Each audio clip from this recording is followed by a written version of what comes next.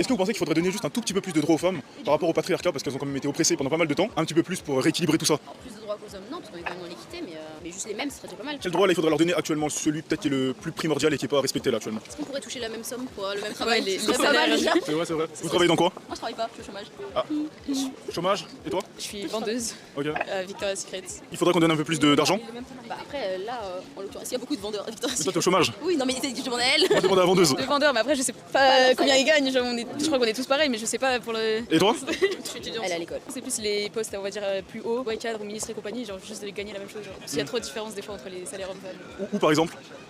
Je sais pas, du dépenser. Bon, déjà, ça, la différence des salaires, c'est un mythe. Alors, bien sûr, il existe dans certains corps de métier, comme elle dit, hein, au niveau de cadre, vraiment, c'est les 5% des métiers. Hein. Il y a peut-être aussi dans certains métiers de la recherche ou en sciences, je crois. Mais globalement, vous prenez une fiche de salaire dans 80% des autres métiers, vous verrez qu'à poste égal, vous gagnerez le même salaire que vous soyez un homme ou une femme. Donc, il s'agirait de se renseigner. Je sais pas ce qu'elle fait. On leur donne pas cette possibilité, il faudrait Ouais, leur donner c'est plus de Non, elles sont possibilités. secrétaires, voyons. C'est fait pour. Il y a un monsieur qui dirige et elles sont secrétaires.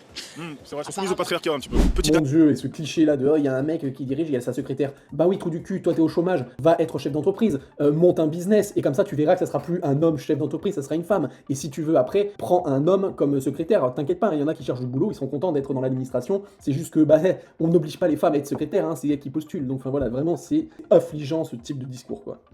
Pour vous, quelle est la plus grande inégalité aux femmes actuellement là? La liberté de disposer de son corps, surtout avec tout ce qui se passe aux États-Unis et choses comme ça, et les restrictions qu'on leur enlève des droits. Enfin, c'est toujours des hommes blancs cis hétéros qui décident du droit des femmes sur disposer de son corps, le droit à l'avortement, le droit de s'habiller comme tu le souhaites, des choses comme ça, etc. Ah, parce qu'il n'y a pas le droit à l'avortement là? Nous aussi, j'ai dit dans le France, pays on en est général, pas- genre. aux États-Unis, Parce que pas par Dans le exemple, aux monde, États-Unis, ok. Et en France? en France, on l'a, mais il est un peu sur la sellette tous les 2 jours, tous les 4 matins, donc Ok, lequel n'y est pas peut-être? de droit. Ouais. J'ai un peu l'impression que tout est remis en question chaque jour.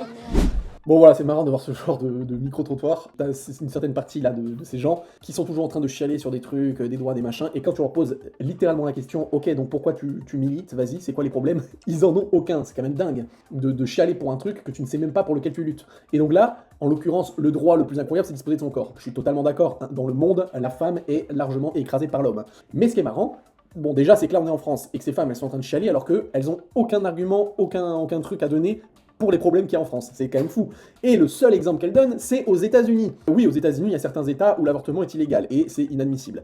Mais il y a des femmes qui ont voté aussi pour rendre illégal. C'est pas l'homme blanc cis qui a imposé, bien sûr, dans le lot, il y en a beaucoup de ces gens-là, parce que c'est beau, la plupart qui sont au pouvoir, mais il y a des femmes aussi qui votent contre l'avortement, et des femmes blanches et des femmes noires. Donc c'est autre chose, ça, c'est un niveau religieux ou moral, tout ce que vous voulez.